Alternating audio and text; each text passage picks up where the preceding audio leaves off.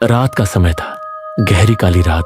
चारों तरफ सन्नाटा पसरा हुआ था। केवल एक कार एक कच्चे रास्ते पर धीरे धीरे बढ़ती जा रही थी। कार में 3 लोग थे, आरव, नेहा और कबीर। तीनों बचपन के दोस्त थे और इस बार एक साहसिक यात्रा पर निकले थे। एक ऐसी जगह जहां इंसान जाने से डरता था। चंदरपुर गांव के पास एक पुरानी सुनसान हवेली, जिसे लोग शैतान की हवेली कहते थे। मुझे तो ये सब कुछ ठीक नहीं लग रहा। इतनी रात को इस जंगल में आना सही नहीं है। डरपोक मत बनो। कितनी बार कहा है, भूत प्रेत जैसी कोई चीज नहीं होती। ये सब दादी नानी की कहानियां होती हैं। आरव, जो कार चला रहा था, गंभीर था। कभी कभी किस्सों में भी सच्चाई छुपी होती है।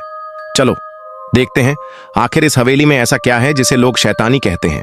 कुछ ही देर में वो एक सुनसान जगह पहुंचे जहां से आगे कोई पक्का रास्ता नहीं था। सामने एक मिट्टी का रास्ता जंगल की ओर जाता था।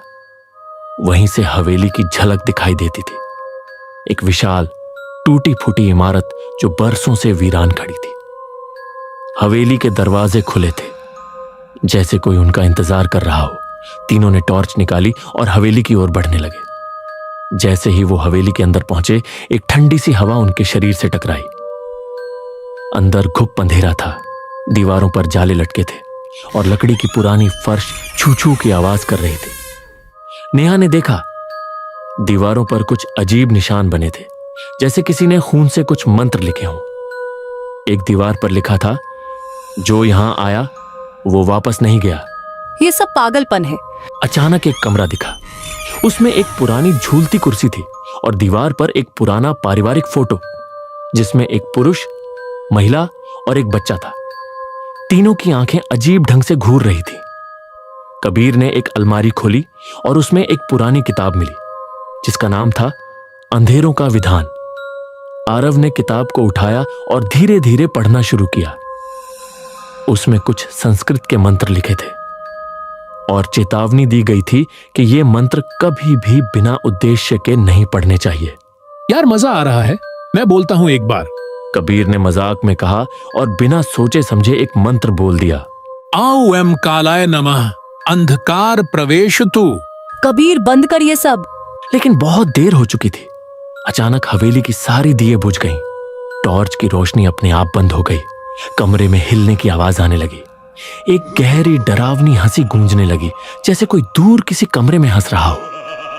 और फिर वह आवाज पास आती गई। कबीर एकदम से चुप हो गया, जैसे कुछ देख रहा हो, और फिर एक पल में वह गायब हो गया। कबीर, कबीर! आरव और नेहा दोनों ने उसे ढूंढना शुरू किया। नीचे जमीन पर खून के निशान थे और एक तस्वीर पड़ी थी, कबीर की, लेकिन उसकी आंखें बंद थीं और उसके पीछे एक काली परछाई खड़ी थी। हमें यहां से निकलना होगा, नेहा ने कांपती आवाज में कहा। आरव ने दरवाजा खोलने की कोशिश की, लेकिन हवेली के सारे दरवाजे बंद हो चुके थे, जैसे किसी ने उन्हें अंदर बंद कर दिया हो। अब सिर्फ एक रास्ता बचा था, तहखाना।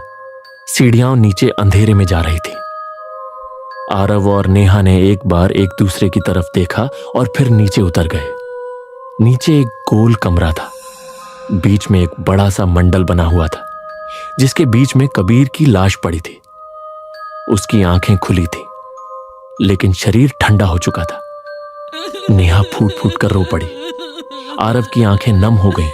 तभी एक गहरी आवाज आई, एक गया, अब दूसरा। वो परछाई अब साफ दिखने लगी थी। उसका चेहरा इंसानी नहीं था। आंखें लाल जैसे जलती हुई अंगारें और शरीर धुएं सा। वो हवेली के अंधकार से बना हुआ शैतान था, कालंद। नेहा की चीख गूंज उठी। आरव ने उसका हाथ पकड़ा और उसे तहखाने से ऊपर खींचने लगा। आरव चिल्लाया, भागो यहां से!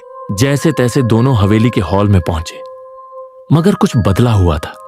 वो हवेली अब वैसी नहीं रही थी। दीवारें सांस ले रही थीं, फर्श पर खून बह रहा था और हर कमरे से कोई ना कोई साया झांक रहा था। तभी एक बूढ़ी औरत का साया उनके सामने प्रकट हुआ। उसकी आंखें सफेद थीं और शरीर हवा में तैरता हुआ लग रहा था। तुमने मंत्र जगा दिया है, अब हवेली तुम्हें जिंदा नहीं जाने देगी। आप कौन हैं? मैं इस हवेली की पहली बलि थी 1892 में।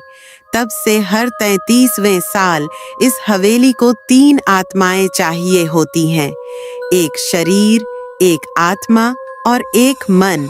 आरव समझ चुका था, कबीर शरीर था, अब हवेली को 2 और जरूरत थी। और तभी दीवारों से खून टपकने लगा, फर्श हिलने लगा, वो बूढ़ी आत्मा चीख कर गायब हो गई। आरव और नेहा ने हवेली से भागने की कोशिश की, लेकिन हर बार वो वहीं लौट आते जहां से चले थे। हवेली अब भटकाने लगी थी, जैसे वो खुद एक जीवित प्राणी हो। एक कमरे में उन्होंने एक पुराना ताबीज देखा। वो वही कमरा था जहां भगवान शिव की मूर्ति थी। ताबीज के पास वो पुस्तक भी पड़ी थी, अंधेरों का विधान।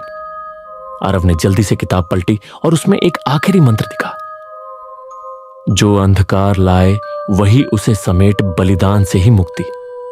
उस मंत्र के नीचे लिखा था, अगर हवेली को वो आत्मा मिले जो स्वेच्छा से बलिदान दे तो बाकी बच सकते हैं। आरव ने नेहा की तरफ देखा। मुझे बलिदान देना होगा। नेहा रो पड़ी। ओ नहीं, तुम नहीं जाओगे, हम दोनों साथ निकलेंगे। लेकिन आरव समझ चुका था, सिर्फ उसी के जाने से नेहा बच सकती थी। आरव ने ताबीज अपने गले में डाला और मंत्र पढ़ना शुरू किया। एवं काल संहाराय बलिदानम स्वीकुरु। चारों ओर हवेली हिलने लगी, हर आत्मा चीख उठी, हवेली जलने लगी। कालंध फिर प्रकट हुआ और आरव उसकी आंखों में आंखें डालकर बोला, ले ले मुझे, लेकिन मेरी दोस्त को छोड़ दे।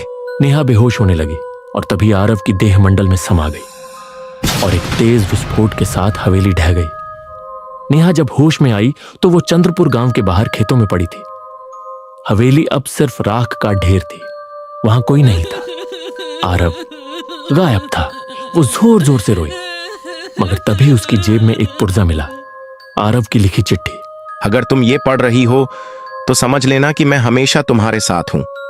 बस उस अंधेरे से दूर रहना जो इंसान के अंदर बसता है।